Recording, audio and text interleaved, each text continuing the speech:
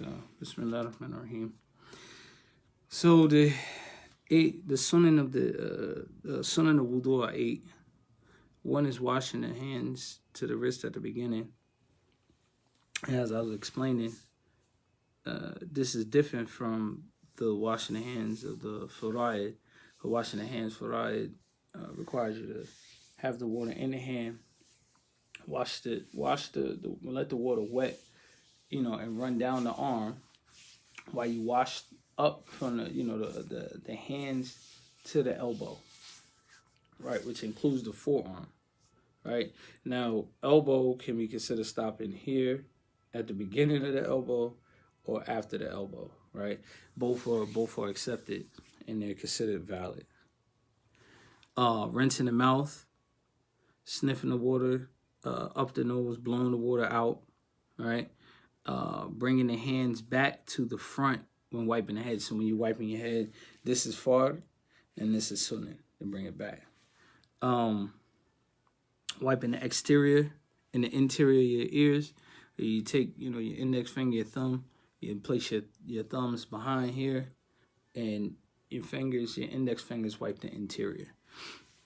Taking fresh water for it to wipe your ears. Using fresh water, you take water, your fresh water to do that.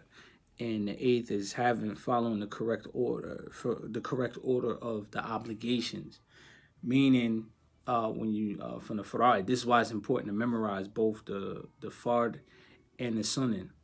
The correct order, it would, the first, the intention, the action, at first of the action will be washing the face, right?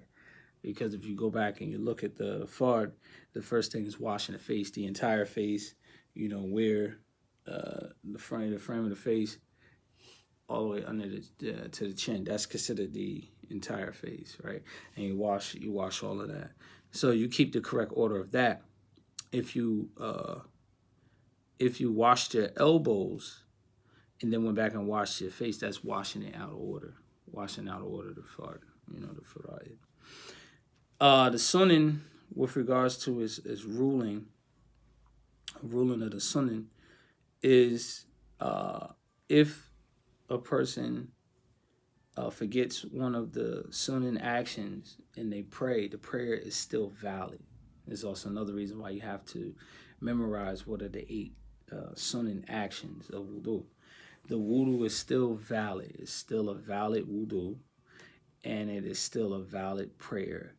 But when you remember, you go back and you correct that, what you missed, for the next prayer. So the prayer will be fine. It's not invalid. Versus if you miss any of the fard, the obligations, the prayer will be batal. It'll be invalid, and you have to pray over again and make a fresh wudu. I'm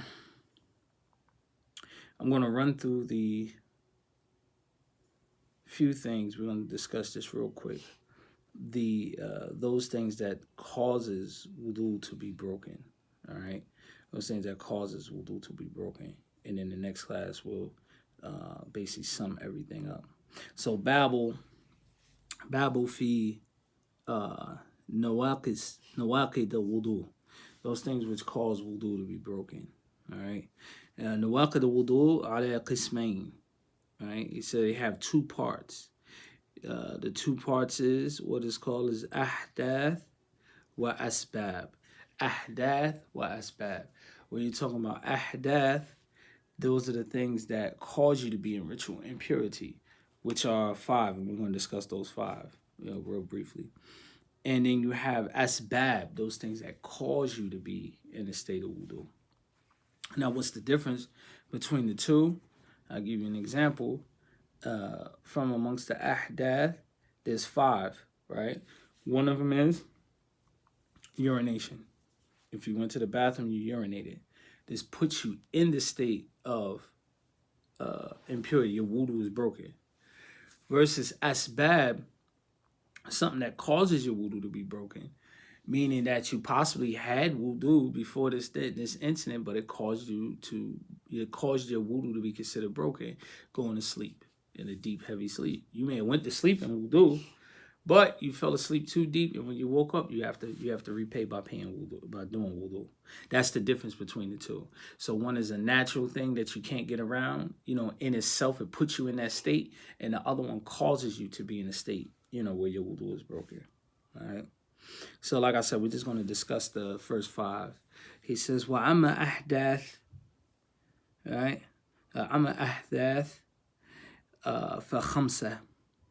ثلاثة من القبول وهي مذي وودي وبول، واثنان من الدبور وهما غائط وريح. All right. And so he mentions that those things that put you in a state of ahdath, those things that put you in a state of ritual impurity, there are 5.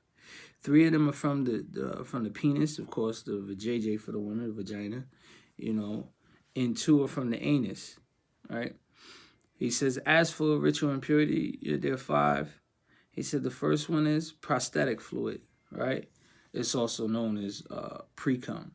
Now, when this happens for the male, he has to wash his entire private part to clean it, and then he makes wudu, right? Is hadith in Muwatta Imam Malik, where it describes how one cleans, and this was the instruction of the Prophet ﷺ. Don't know why, what I'm saying? He said, wash the entire organ. So you wash the entire, wash your organ, your penis. The second is semen, right? Now, what makes this different from what would require ghusl? Because this semen that is ejected, it is something that is provoked, right? Not through masturbation or intercourse or whatever, wet dream that would require you to make ghusl. This type of ejaculation, the semen, is from a person being thrown in scalding hot water, right? Don't know why the body does that, but you get an erection, it'll cause a male to ejaculate, right? Or getting bit by a scorpion, they said that also has the effect. So there's things in life that will cause man to discharge semen. The third one is urine. When he goes to the bathroom, when he micturate, he urinates. The other 2 are from the anus, meaning when feces, when you take a dump. And the other one is when you pass wind, when you pass gas. So we'll stop there. Those 5 are called the ahdath al-khamsa with regards to wudu. Those 5, these things are out of your control. The other 8 that we're going to mention, because it's 13 total, they're part of the asbab, and we'll talk about that at the next class, inshallah. Subhanaka Allahumma bihamdika wa ashhadu an la ilaha illa anta astaghfiruka wa atubu ilayk.